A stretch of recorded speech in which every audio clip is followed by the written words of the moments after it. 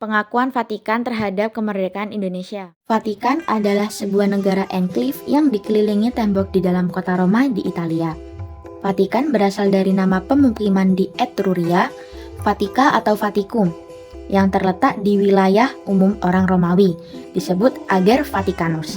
Luas wilayah Vatikan yakni sekitar 44 hektar dan populasi sebesar 842 jiwa. Negara Kota Vatikan merupakan negara independen terkecil di dunia, baik area maupun populasinya. Tetapi mereka diakui secara internasional, dan negara ini berbentuk monarki yang dipimpin oleh seorang paus. Negara kota yang independen ini, di sisi lain terbentuk pada tahun 1929 melalui perjanjian Lateran antara Tahta Suci dan Italia sebagai suatu ciptaan baru.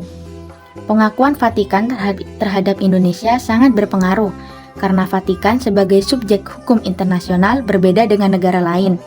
Oleh karena tugas dan kewenangan kenegaraan yang dimilikinya hanya terbatas pada urusan bidang kerohanian dan kemanusiaan serta berorientasi penuh pada kekuatan moral. Lalu, mengapa dan bagaimana sih negara Vatikan mengakui Indonesia sebagai negara? Yuk simak penjelasan kita ya. Latar belakang pengakuan negara Vatikan terhadap kemerdekaan Indonesia. Ternyata negara Indonesia dan negara Vatikan memiliki kesamaan prinsip loh, yakni yang pertama, kedua negara menjunjung tinggi anti-ateisme. Yang kedua, kedua negara mendukung perdamaian dunia. Yang ketiga, kedua negara memelihara kerukunan umat beragama. Yang keempat, kedua negara memelihara kesejahteraan bagi seluruh umat. Yang kelima, kedua negara menciptakan perdamaian bagi seluruh umat. Selanjutnya, yakni proses pengakuan negara Vatikan terhadap kemerdekaan Indonesia. Yang pertama, pada 16 Januari 1947, Soegija Pranoto mengirimkan surat kepada Paus di Vatikan. Hal ini mampu menggerakkan hati umat Katolik di seluruh dunia untuk mendukung perjuangan kemerdekaan Indonesia. Yang kedua, pembentukan Apostolic Delegate atau Kedutaan Besar Vatikan di Indonesia, yakni di Jakarta. Paus Pius XII mengangkat Giorgio Marie Joseph untuk menjadi Duta Besar Vatikan di Indonesia. Tugas pokok Giorgio Marie Joseph dalam Apostolic Delegate tidak lain adalah untuk menjadi perantara tata suci Vatikan dengan pemerintahan Indonesia.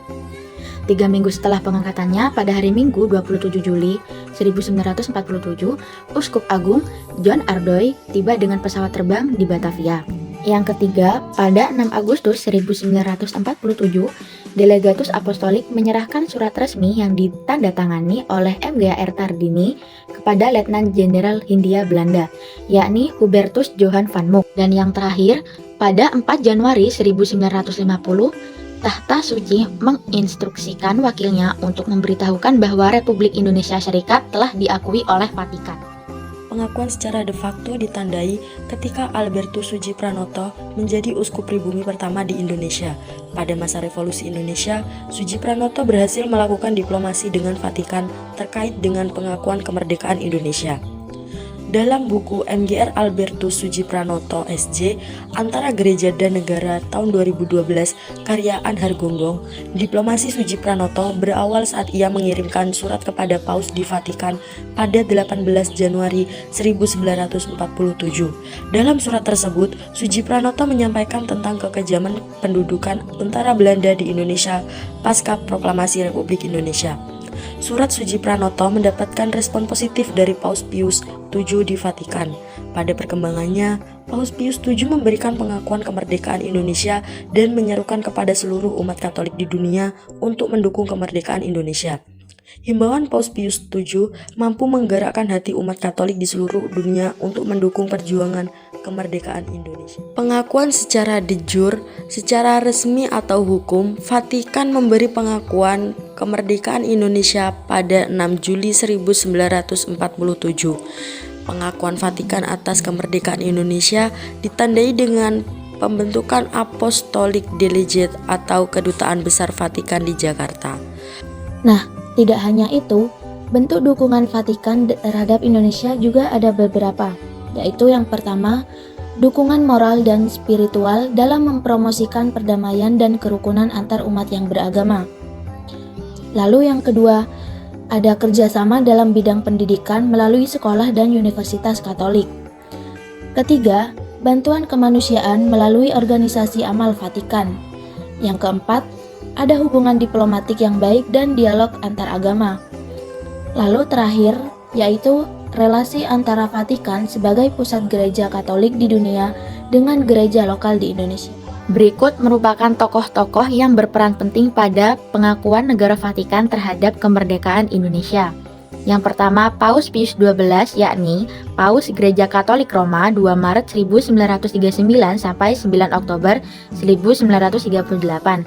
Ia menjabat sebagai Paus ke-260. Yang kedua, Giorgi Mari Joseph, yakni Duta Besar Vatikan di Indonesia periode 1947 sampai 1955. Yang ketiga, yakni Albertus Soegidjo Pranata, yakni Uskup Indonesia pertama, pronasionalis, 100% Katolik, dan 100% negara Indonesia. Vatikan memberikan dampak yang cukup signifikan dalam konteks diplomasi dan moral. Berikut adalah beberapa dampak utamanya. Yang pertama, legitimasi internasional. Pengakuan dari Vatikan membantu memperkuat posisi Indonesia di kancah internasional sebagai negara yang merdeka dan berdaulat. Hal ini mendorong negara-negara lain untuk mengikuti jejak Vatikan dalam mengakui kemerdekaan Indonesia. Yang kedua, dukungan moral. Sebagai pusat spiritual bagi umat Katolik di seluruh dunia, pengakuan Vatikan memberikan dukungan moral yang kuat bagi perjuangan Indonesia. Hal ini memperkuat semangat rakyat Indonesia dalam mempertahankan kemerdekaannya. Dan yang ketiga, diplomasi. Pengakuan dari Vatikan membuka jalan bagi Indonesia untuk menjalin diplomasi dengan negara-negara lain. Ini membantu Indonesia dalam membangun aliansi dan kerjasama internasional yang penting bagi pembangunan stabilitas negara yang baru merdeka. Yang keempat, di dunia Katolik. Dengan pengakuan ini, Vatikan memberikan sinyal positif kepada komunitas Katolik di seluruh dunia, termasuk di Indonesia, bahwa perjuangan kemerdekaan Indonesia adalah sah dan didukung oleh otoritas spiritual terkemuka. Yang kelima, pengaruh terhadap Belanda. Pengakuan Vatikan juga memberikan tekanan tambahan kepada Belanda yang saat itu masih berusaha mempertahankan kolonialnya atas Indonesia. Hal ini mengkontribusi pada semakin meningkatnya tekanan internasional terhadap Belanda untuk mengakui kedaulatan Indonesia. Jadi secara keseluruhan, pengakuan Vatikan adalah langkah penting dalam proses pengakuan internasional terhadap kemerdekaan Indonesia, membantu memperkuat posisi diplomasi Indonesia di dunia internasional. Sekian, terima kasih.